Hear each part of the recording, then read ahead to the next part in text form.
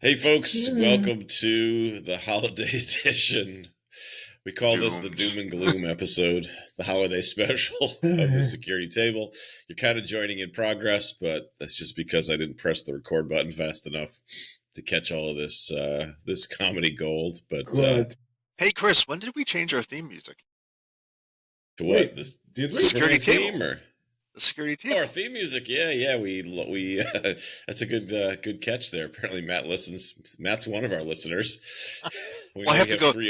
I have to go check out what that one guy says about us each time. He has to check how bad my audio comes.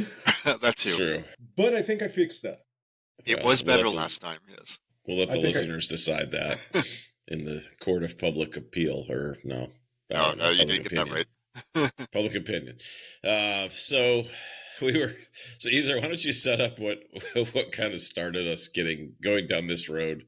Which this very special holiday edition where we were talking about we're all doomed. We were talking about the impact of a career in cybersecurity. Oh! My shout out to my therapist.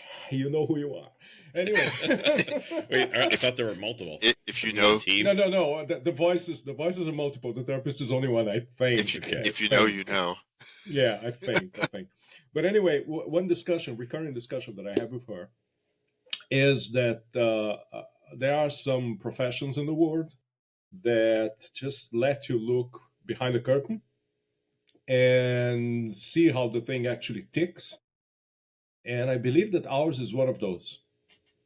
And after a couple of years around the block, when you see how things go less than optimal, you sort of lose the romance. You lose the you see this new cool piece of technology, and the first thing that you think is, oh, that's not going to end well. Right? So I hate to break it to you, but I'm pretty sure every professional profession, I guess maybe there's a qualifier there, can see behind the curtain and know how bad things will go. But that's the thing. Our curtain is so pervasive. Our curtain is so... The stage is so wide. Is it the stage curtain? I never... No. No. The world is your stage. It's the curtain. It's the curtain of the Wizard of Oz. So yeah, I agree with you that everybody gets to see the unseemly side of things. Yeah, but I mean, if you're a plumber, yeah, yes, there is an unseemly side to your job. You get to see a lot of shit.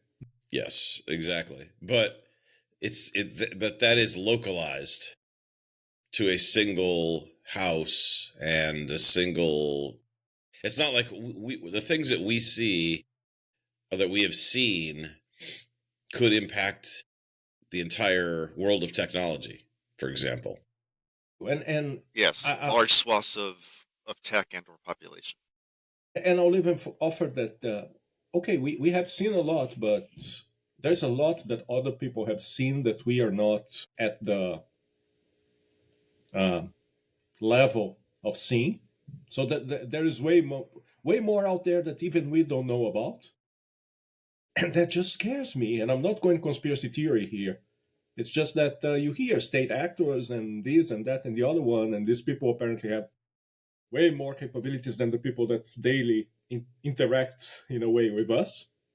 And my problem is we see how things fail, and we've been talking about this almost every time that we talk threat modeling, which is basically every time. But well, so actually, that's an interesting question. Is it just threat modelers who see this, or is it everybody in the industry? I think it's when you've been in cybersecurity for a few decades, you start to collect enough experiences in your own, direct experiences that you can attest to. I was there when this happened. I was there when this happened. I think you can commiserate the events. Remember her? Yeah, I mean it's a bit of a curse, right? That this is kind of where we land. And I was like, I'm sitting here thinking, like, do I know any shiny happy people in our industry? Like people that are like, no, things are great. It's everything's getting better. Yeah, like, the new ones who are just out of school who haven't yet had the incidents drop on them, and on a weekend. Used to be the new ones. Used to be the new ones, but even the new ones nowadays are coming in with, okay, why am I doing this? Because AI is going to take my job soon. Well, okay, that's So relatively recent, it's a different kind but of doom. it's also, yeah, it's right. It's not the, oh my God, the sky is falling, because we've seen this break time and time and time again. It's, why did I choose this career? But I think that the thing that I mourn the most is the loss of that childlike wonder that we had with technology at one point. Like, oh my God, look, that thing has no driver. But we think, oh my God, look, that thing has no driver.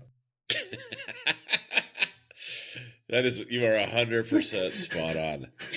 Right? And I'm glad you described it that way, because I've never been able to verbalize it in that way. But yeah, like there was a time in all of our lives where technology had some wonder and awe factor to it. We're like, wow, that's cool. But now we're so spoiled by the fact, not even spoiled, we're just messed up by the fact that Disillusioned. yeah, The first thing you go to is what can go wrong. yeah, like, oh, that could And now crash the right answer, into a wall. Like an and now the attack, it answer could is either, starting to be everything.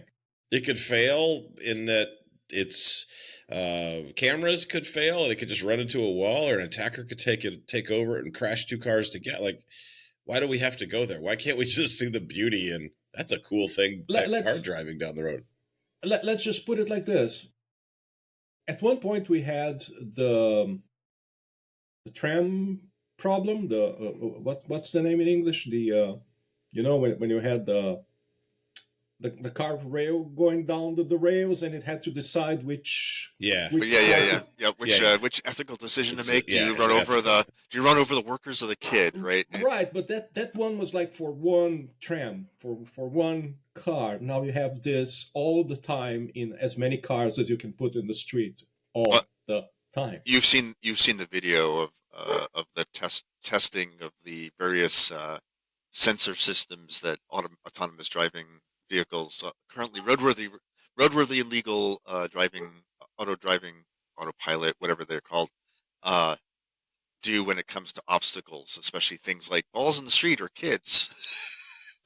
There's a And we video out know, there that's really kind of interesting and scary. yeah, and we know that even if it was perfect, the complete chain of things that can fail in between what's happening and perfection. Like if the algorithm was perfect, there's a whole chain of sensors in there that a supplier buys from the cheapest place, and they fail at different times. And sometimes they fail silently. They fail open. You know, so I'm a huge fan of smart cities and IoT. I guess industrial scale IoT, not necessarily home IoT. And having road sensors and having telemetry on cars, and be able to have you know the ability to be able to go on the highway and have cars actually be well managed on the highway at higher speeds than we can go today. Um, all of those technologies are really interesting and exciting when you put them all together, right? It's the integration challenge of bringing together all those technologies and making them function and making them efficient and effective for the population. That really is, for me, interesting. But everything can go wrong in some way, and everything can be abused. And now it's not just security, right? Now we have privacy to worry about too. Yeah, yeah. Well, we So, always had, but now we It's are a worrying focus. about it. right. Yeah. So But I guess I'm pushing back a little bit on your. It is There is definitely some doom and gloom, and we can't. It's hard to just enjoy it for the technology that it is, because we look at it and go, oh, this bad thing is can happen, and probably will happen. More than likely going to happen. More likely going to happen, right? Even if it doesn't impact you, by the way, you still see it as it's going to the go fact that bad. you predicted it. Yep. it You is. predicted it. It is. It is like the question: what could possibly go wrong? The answers multiply, right? Yep. And Oh, when you it's just started, cascading effects. I mean, it's just And when you started talking about roads and this and that and the other one, I almost know why, but last year we had this huge snowstorm. I don't know if you guys remember. And I was driving back from the airport. And as soon as the snow started, the first thing that my car does flashes this big thing. Your sensors, whatever it says, your front sensors, they're not working right now and you shouldn't trust them. Why? Because snow falling makes the thing go blind. And it's not only my car that faulted, it's just the technology. So at the moment that you need it the most, because I couldn't see a foot in front of my face, the thing What type decides of to car say, is this? Yeah. no, it's a problem with the technology. It's not the car specifically. Because I like have sensors in my car. It doesn't warn me that when it's I have snowing. a Starlink from Tesla. It's a little satellite dish thing, Yeah. and if snow gets on it, it just heats up and Oh, melts yeah. the No, my snow car off is it. not a Starlink. No. And it's Okay, My definitely car's not not a a Tesla. Starlink. it's not a Tesla then. No. No, it's a very nice Korean car. Love that thing. But I had the same problem with the previous one. These things are based on cameras. We think, oh, I have a radar in front of me. No, you don't. No, Yeah, you radar don't. is actually out. LiDAR. LiDAR Everybody's is dropping it. why? Yep. Well, no, LiDAR alone is bad, but It's LiDAR not as plus, efficient. LiDAR It's not plus, as, at least Elon argues, it's not as efficient as the camera go based. go watch the video, and you'll see why it is actually necessary. Yeah, the problem is that now we are talking about putting sensors together, sensors making them work together. That's all that stuff is expensive, requires timing, and people just want to sell cars, you know? Well, okay, but all right. So, is this part of the doom and gloom part because we know that people Yeah. cut corners, No, and no, no, that's no, no, why no. bad things happen? This is the part of the doom and gloom, I think, in the security theater department. Like, yeah, you have the sensor in front of your car. You had to go there, security theater. Why'd you have to go there? You know, it's Because it's it's mandated safety equipment, right? I mean, there's uh, regulation there that too. that one, these sensors are mandated already. Well, I mean, if you're a self-driving car and you don't No, have no, a no, no, human no. to I'm make a decision, talking normal cars that people drive. normal cars that Yeah. people drive, no, they're not mandated. Right. But Your car doesn't have any auto lane assist kind of features. no, the only way I get into an autopilot car is if I change my name to Auto. But otherwise, it's just not happening, You never been in a Waymo, I guess. and never will. So Waymos are, I think we talked about this before, Waymos are backed by humans. They have a control room where a operator is watching like somewhere like 6 or 9 cars and they jump in and control it at certain times. So the computer, the AI knows enough to say, I need help. And when it does, it'll pop the control to a human at the console, and then they can drive it for a second. Let's talk about And that threat Fast. model for a moment. for anybody who has ever watched a movie that has a UAV in it, and the line, "Oh my God, I lost contact. I can't control it anymore," pops up, it just comes to mind. It's clouds. It's solar storms. It's the moon is in the wrong quadrant. Actually, Whatever. I think that was fairly theoretical until just recently. I did see an article that a plane, the Airbus A320, I think it is, the one that's going through a software updates now, was caused by environmental effect. It was solar radiation that caused changes in the control pattern and caused the JetBlue plane, I think it was, to dropped a couple thousand feet suddenly, Couple unexpectedly. thousand feet. Couple Uh, thousand feet.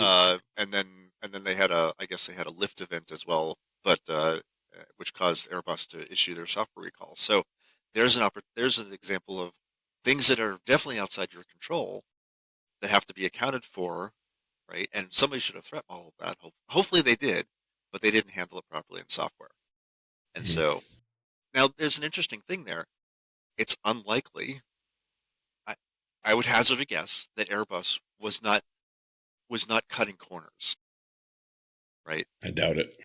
They may have just hit an event that they could not have predicted. That the code that they create is so regulated, and failover, the requirements for Redundancy failover that and exist yep. in aeronautics are just incredible. So I guess the big question here is Is there any way out of this situation? Us or for the industry? For us. For the industry, for us and the industry. We are in the industry Well, for a time. I guess there is the only so we know too much, right? And we think about things differently. Can we get the Men in Black little flashy thing? Is that an option? I don't Or think that's an option here. Just cheap, and then we're Well, like back to. I guess if you were to be able to go get away from the tech. Now, could you get away from the tech? And I don't think you can. Right? The tech, even if you don't use it, it's around you. Right? So if you were on a boat in the middle of the ocean somewhere, the tech could still cause other things to happen. You still got radar and all kinds of. You do, but I mean, or are you like in your your thought experiment? Are you in a rowboat in the middle of the ocean? It doesn't matter. Let's just say you're on a yacht, you're on a catamaran. You may Okay, have that's all technology. You may have you may have depth finder, sonar, and you may have radar, and you may have communication. You may have Starlink, right? Those are those are going to be localized. Those are going to be localized problems. I'm talking about things like the plane flying overhead is still controlled by tech, and it can still crash into the ocean right next to you, right? Yeah. Or other bad things can happen in the world, and so I don't think you can escape the tech. But could you change your thought pattern to unthink what? Can you be the oblivious consumer like most of the population? I think that the answer here lies not in re-becoming oblivious, but in calibrating that most elusive thing that we have in risk management, which is what's the probability of the bad thing happening, right? I have been thinking for a while now that the next step in AppSec education, and I think that we have to a certain extent done this usually when we start talking to people about threat modeling. Yeah, so you're going to the office and you cross the street and you look to one side, you look to the other, and something could happen. I'm thinking that because of the scenario that you described where technology is so pervasive, and let's be honest, we can't live without technology today. I think that teaching people to have a personal threat model and teaching people how to calibrate the thought of what's the probability that something will happen, that's probably where I would like to go next in terms of educating people, right? So if you happen to have, like, I don't know, a very nice threat modeling tool that you make available to people, perhaps you want to educate them on their own personal threat model. Put some nice objects in there that would help them think in different ways about how to do that, right? Personal threat model. Are you insane? Wow. This is a holiday special, Matt. This is a holiday special. You don't yell at, "Are you insane?" at another host. Wait, I have to say it has been posited before. Not frequently. And I say that with all love and affection as I know. That's how I take it. That's how I take it. That's totally how I take it. But we just got finished saying that people that companies cut corners because they want to sell products. Yeah, but you're talking about calm for threat modeling. I like to think that somewhere out there, like meditation. Is that what you're talking about? It's like a threat modeling meditation app. Oh, this is an idea. I didn't say it was a good idea. I said it was an idea. It's not that far fetched. What will go wrong has been my mantra for a long time. Isn't that like the? Isn't that the keep saying it over and over again? Isn't that the thing about? Is it BetterHelp or something? One of those online therapy things that you that you can. You have to let go of the anguish and the seriously the anxiety, right? It's anxiety reduction. How hard would it be to train a chatbot to think with you? What could possibly go wrong? I talk to my AI all the time about that. True. I think we all do. True thing. AI is now our therapist. Now, my problem now is that AI is actually helping me make things go wrong. I had this very, very... No, seriously. What could possibly go wrong? We can help with that. Let me count the ways. I see you doing something right. Can I help it go wrong? There's a market for that too. Right? For people that are just too good at their no, job. I had this very nice experiment inspired by Daniel Meisler's keynote, and everything was happily chugging along and nice and all that. And all of a sudden, the agent turned to me and said, "Oh, I see that you are doing this and that and the other one. I have an idea for another 17 pieces of functionality that could help here. Do you want me to write them?" And I said, "Yeah, sure, go ahead." It was the last time that I saw that shit working. It just disappeared. No. It's all there. But there's so much more of it that A, now it doesn't work. B, it's extremely well documented how it should work but doesn't. Okay. And C, even I don't recognize the code anymore. So Okay, yeah. so I'm going to throw out the what if all of that was obfuscation for it really tapping into an MCP server and escaping your system. Yeah, no. Why did we go to what can go wrong immediately? Great. Izar created Skynet. Great. Thanks, Again. Izar. Why can't we just say, yeah, it's broke? Like, why can't we do that? It's funny that it's called a sandbox, this thing where all this is supposed to run, right? Like a sandbox, you think, oh, it's this place where I can play. And I only think, do you know do you know the kind of stuff that you can find on a sandbox? Like if you really, really go deep into you know the amount of disease in a sandbox? Exactly. Once again, why are we back to what could go wrong? Why are we hating on sandboxes? Do you know what dogs and cats do in playground sandbox? Threat. I step in dog doo-doo while playing in the sandbox. Look, Mom, chocolate. No, it's not. This image of the episode from Caddyshack where there's something in the pool and everyone panics. There's always something in the pool. I don't even get Izar started about pools. No, don't get me on pools. Nope. Not after sandbox. If you won't get in a sandbox, you're definitely not getting in the pool. But you know what's the triple quotes funniest? Triple Python quotes funniest. A comment. Yeah. That nowadays I'm getting to see like normal people, non-security paranoid people, starting to look at a piece of shiny technology the same way that we do. And it's giving me not schadenfreude, but an opportunity to step back and look at them and say, see, that's my head all the time. So you've infected the people around you with pessimism. I was just telling Chris, in DC, we went to the Spy Museum and bought a bunch of books. And the one that I bought after much choosing around, I actually had to stop reading because the guy manages to be more pessimistic than I am. Like, it was bringing me down. So what you're saying is if there's anybody out there who has a degree or a professional certification in psychology, they should be working the cybersecurity conference circuit hard. Oh, totally, man! Woo! You just had to go to the puppy room. I was gonna say, who needs puppies when you can get psychologists or psychiatrists? Is that going to be a new thing at conferences? I'm going to at the booth. A health session, better health session. I'm going to totally date myself here, even more than I usually do. But do you guys remember the Peanuts? The doctor is in. Yeah. Small boot.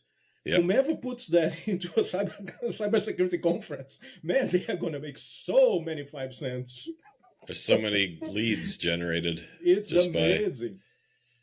Okay, so we have one potential solution where Izar creates a meditation app with personal threat modeling at its core. No. That's one. It was a threat modeling app with with psychology built in. Added onto it. Okay. Okay, it's a personal threat modeling app. It's a personal threat modeling app that has meditation as one of the mitigations to a lot of the stuff that you're going to figure out. How's that? Okay. All right. But I don't know if that's going to solve my problem when I wake up in the morning. You just have to realize the good in the world does exist still. It's so hard to see. Because it usually goes bad goes south really quickly. You know what I could do? I could start watching the nightly news, and then I would see all the good news that. Okay, no, there's none there. No. You could start watching the nightly news. Then you wouldn't sleep. You wouldn't have a problem waking up in the morning because you wouldn't wake up in the morning. You hadn't gone to sleep. So I think it's been at least 2 decades since I watched any news because it's just too I overwhelming. mean, you doom scroll on social media at times, right? Or all the time. I try to have positive, uplifting people like Izar on my social media. So here's a way we can solve this problem. We can get a bunch of AI systems to create infinite deep fakes of only good things. Okay. Actually, there is a good news channel. There is? It's not exactly what I thought it was when by mistake I got there. It's not Sesame Street. And it's not like Welcome to Utah. But it's interesting. It has uplifting stuff. It has, but then you look at it, and even there, like some good Samaritan did a good deed and whatnot, and you immediately go, okay, what was in it for him? You're talking obviously about Peppa Pig, right? Okay. Peppa Pig. Okay. Boy, a TV show. Matt went way in the deep end here of or Pagan Cat. Pagan Cat. I thought, have you guys seen Pagan Cat? And I thought I had a problem. No, tell us. Please enlighten us. It's a very educational show where they have graph paper as the background and they teach math, and it's an animated thing, and it's kind of cool. Yeah, I called that college. I had it for a couple of years.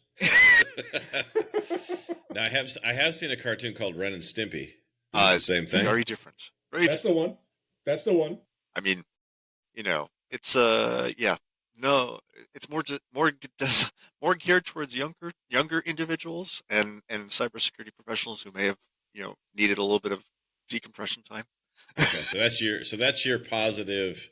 That's what you use as your positive inflator, basically. Grounding to the world can be naive and carefree. Yeah, but once you lose it, you lose it. Unfortunately, at the end of another episode, we find ourselves without any solutions that make sense and lots of big problems. So, what could possibly go wrong? I still think there's something in the personal threat modeling thing. But to our 3 to 4 listeners out there who've acknowledged themselves publicly said that they listen to the Security Table, please give us your take on how we can better deal with this challenge, because I don't feel like we solved it.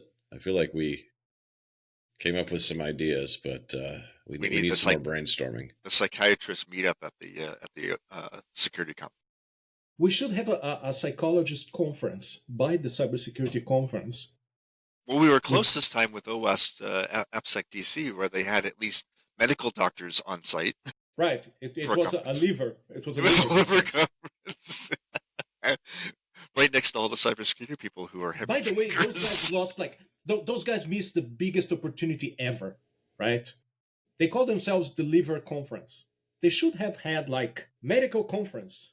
We deliver. I thought it was focused on. I thought you were focusing it on the liver. No, I thought you said it was a liver conference. It's a liver. It was a liver conference. Yes. Yeah, it was a company spelled liver disease. It called Deliver. It was called Deliver. No, there should be that would have been awesome if it was. There should be a Grubhub booth or another delivery system booth saying, "In your conference, we deliver." Yeah. We deliver. We the people. We deliver. We deliver. We've really lost our way here. But what would it be without another holiday episode? Without us fumbling and bumbling our way through all this eggnog. The holiday season. Okay.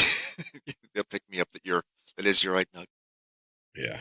Yeah. Well, folks, thank you for tuning in for another episode of the Security Table. And we'll get better, we swear. Yeah. No, we won't, because we know, because our pessimism prevents us from even concluding that we'll get better, Matt. Come on. We'll probably get worse. Just FYI, audience. What's the Shakespeare line? Drink and be merry. Tomorrow we may die. There you go. Okay, there you go. Ultimate pessimism. That's our guidance. No, people, that's not our guidance. That's not our guidance. No. Hey, that's the ultimate optimism. Think about Other it. than It's always tomorrow, tomorrow, the tomorrow. other problems that are associated with that statement, but Okay, And- so just and- drink and be merry then. And what happened? there we go. What happened in that part of the play? Sure, somebody probably got killed because that's normally No, what the day happens in after. Shakespeare. The day after. Okay. All right. Well, thanks for tuning in, folks, and we'll talk to you again soon on the security table. Or not.